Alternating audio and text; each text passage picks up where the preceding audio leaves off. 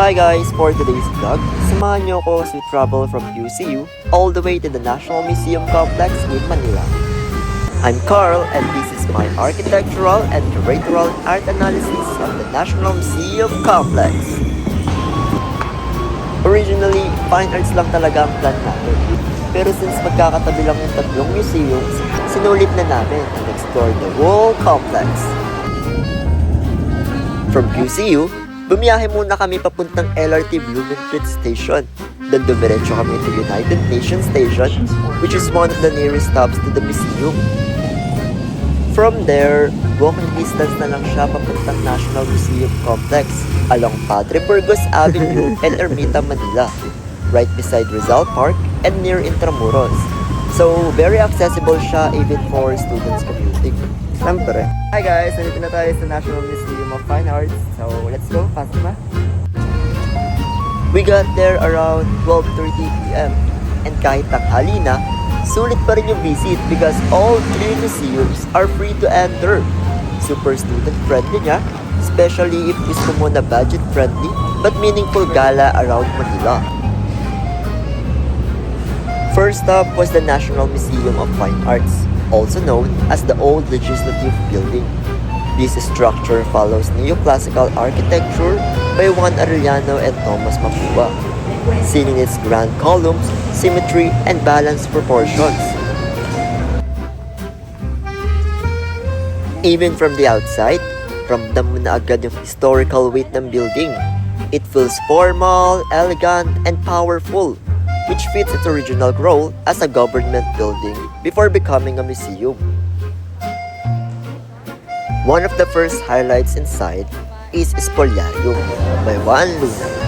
It is an oil-on-canvas masterpiece that uses chiaroscuro, or dramatic light and shadow, to intensify emotion.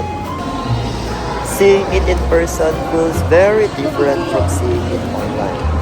The scale alone is enough to make you stop and stare. The Fine Arts Museum has 4 floors and 29 galleries filled with paintings, sculptures, and historical works. Many religious pieces use carved wood and polychrome, reflecting early Filipino religious craftsmanship.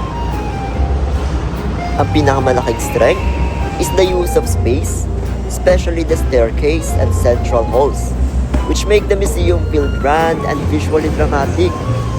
A minor weakness is that some smaller galleries feel slightly crowded, but overall, the curation still feels strong.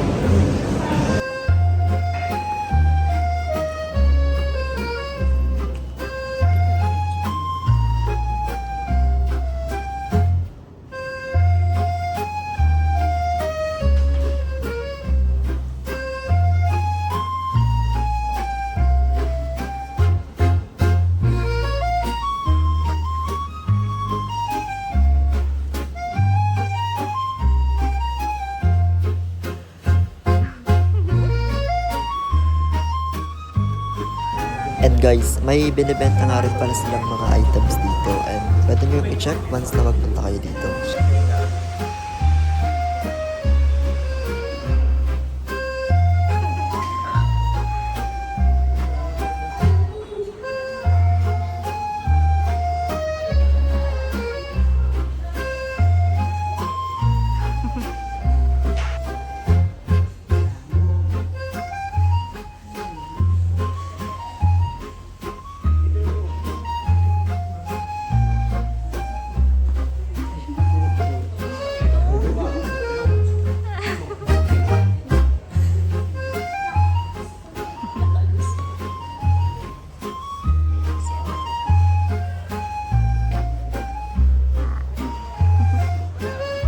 Hi guys! Bali, tapos na kami sa National Museum of Fine Arts. Kakain na po na kami din. Doon naman kami sa pangalawa with this National Museum of Anthropology.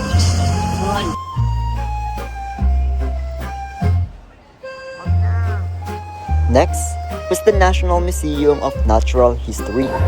And this one feels more modern and interactive. The biggest visual highlight here is the Tree of Life, which gives you the whole museum a dramatic centerpiece. Here we saw lolong, preserved specimens fossils, and exhibits on biodiversity and Philippine geology.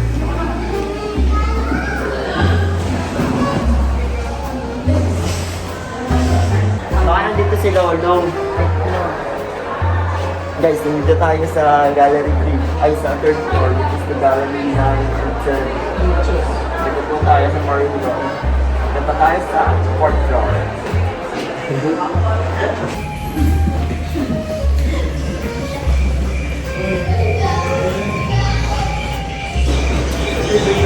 Guys, bali dun sa una natin napuntaan is narinig lang natin ang mga sounds. Dito naman, talagang ginawa nila yung pang-lima to.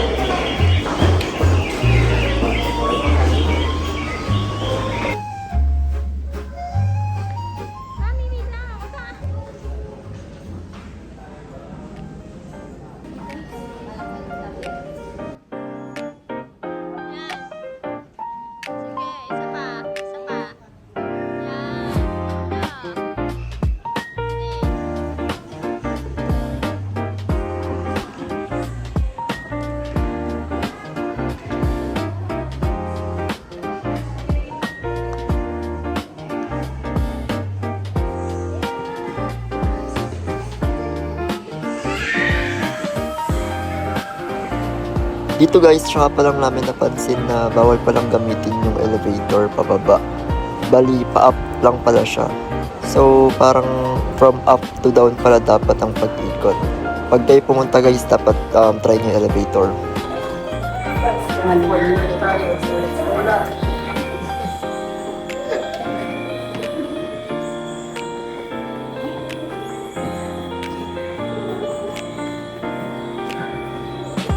Lalo yung pinaganda dito is parang narinig yung mga sounds na kanto.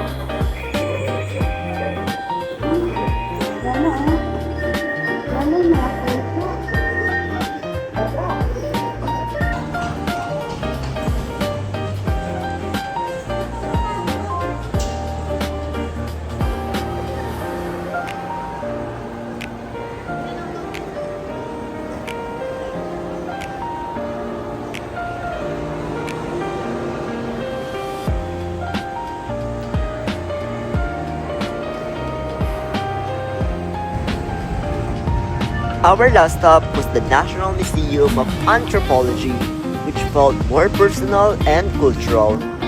This museum focuses on Filipino heritage through artifacts made of terracotta, woven fibers, wood, and metal.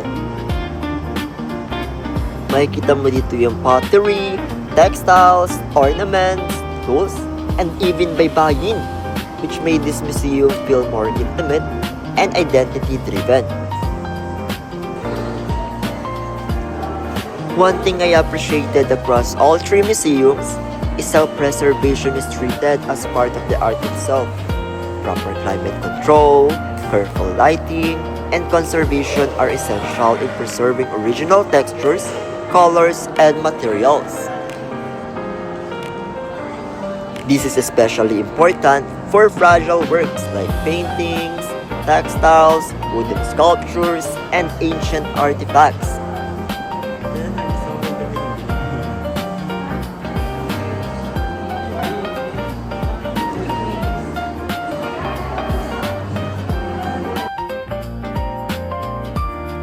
For my promotional campaign guys, I would propose If These Walls Could Talk, a short digital storytelling series where artworks, artifacts, and museum spaces are presented as if they are narrating their own histories to make cultural learning more immersive and engaging for younger audiences.